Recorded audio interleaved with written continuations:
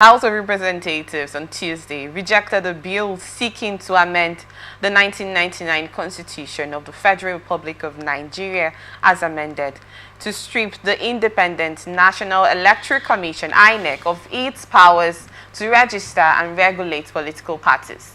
The bill, co-sponsored by the Speaker of the House, Representatives Abbas Tajuddin and Honorable Francis Weve, was presented for second reading but was voted down after a voice note conducted by Deputy Speaker Benjamin Kalu, who presided over the plenary.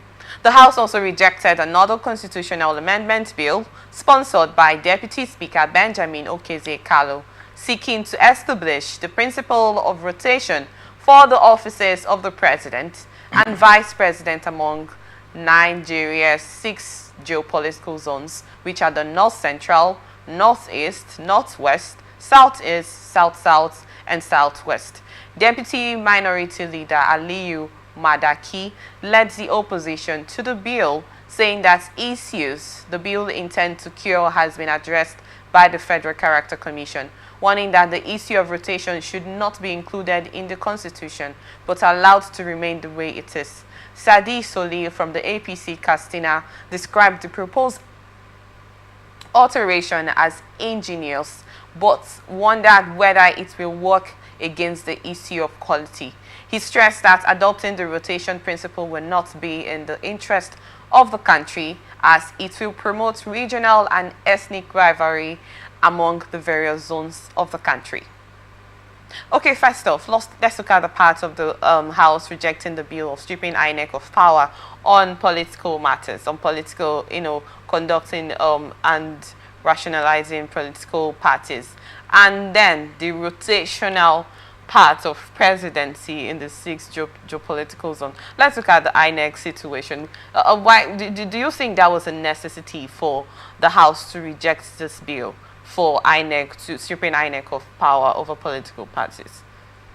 I think the bill was talking about not really stripping them of their powers over political parties, but the powers of INEC to register new political parties.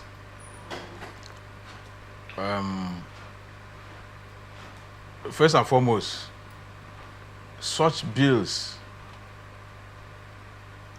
to me, is not even what Nigerians should concern themselves with right now.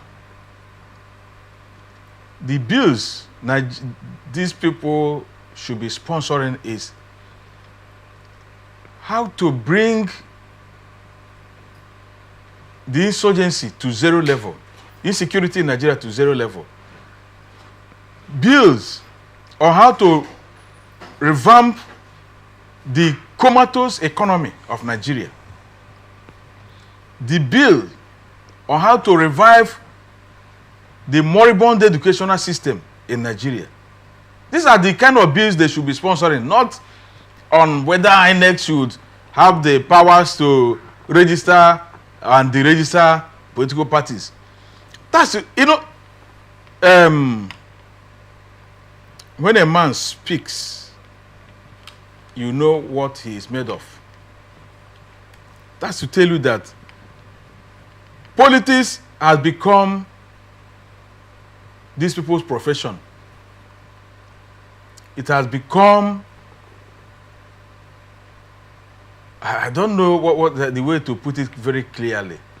They are not thinking about how to improve the economy. It is how to better their lives. In such a way, when such a bill comes, if I'm having problem with APC, PDP, or Labour Party, I can go and register my own this thing, usually contest election. So I see it's a very selfish and myopic way of thinking. Established bill, you have seen that bandits have taken over the whole country. The Fulani herdsmen have penetrated all corners, crannies of the nation. The jihadists moving in from the Sahel region. You cannot put a bill on how to stop these things. The economy is dwindling day by day. There is hyperinflation in the country. Now, there is food shortage in the country. There is a rising increment in petroleum products. Why can't they think of how to put up a bill to ameliorate the suffering situation of the citizens? And all you can do is to put up a bill of Inec to register new political parties. That is, I mean, too infantile. To me, it's uncalled for. For the first time, these people have risen to the occasion of thinking alongside with Nigerians who voted them in by boycotting such a bill. For the first time, that bill shouldn't have come to second reading. It should have died at the first instance. But thanks to them, probably they must have reasoned after sleeping and waking up. They reasoned that thing will not be of any help to Nigerians. Okay, although the rotational presidency bill that was also rejected is supposed to come back on Wednesday, okay, to review it. What's your thoughts about that? Yeah, when you come to that rotational presidency, rotational presidency, is it still a democratic part of the democratic norms? You know, it was rejected, and then we know that presidency in a particular situation, the presidency position has not been rotated in most of the political zones. The rejection of this bill, do you think there was a motive attached to it? I don't know, but to me, it should be rejected. If we say we are practicing... So a particular zone should always have to bring out a president. If not that Nigeria is too nepotism, sectionalism, and tribalism is what is ruling Nigeria. Otherwise, it doesn't matter if 5 Yoruba successive presidents emerges, insofar as they are doing well. Do you think America thinks of where you come from? Oh, this person is from so place. If it was like that, Obama wouldn't have come up. Obama's father was a migrant. He wasn't even born in US. He was a migrant that could trace his origin to Kenya. Not the ones that, came through slave trade and all the rest. So, and some of his siblings are still there in Kenya. If they are thinking this way we are thinking, we say we are following American system of government. Why can't we learn things from them? It is because of this tendency of the winner takes it all. That is why the issue of rotational presidency should come. And I want to tell you that no matter how they do the rotational presidency, when it comes to the turn of the East, they will thwart it. It's not going to work. So that's why I asked you, do you think there's a motive behind that? Because there's been, certain agitation over that situation. Yes. It has not been allowed to be remained. The deputy speaker. Tajuddin? No. Benjamin Carlo is from the East. And he sponsored that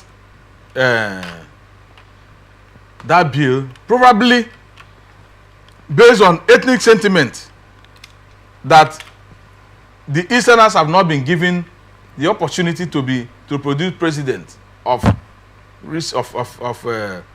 late,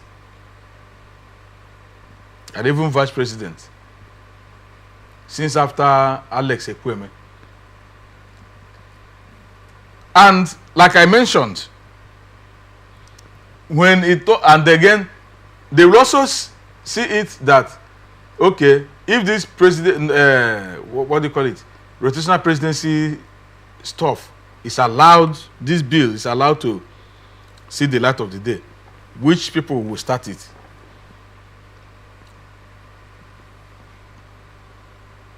Logically,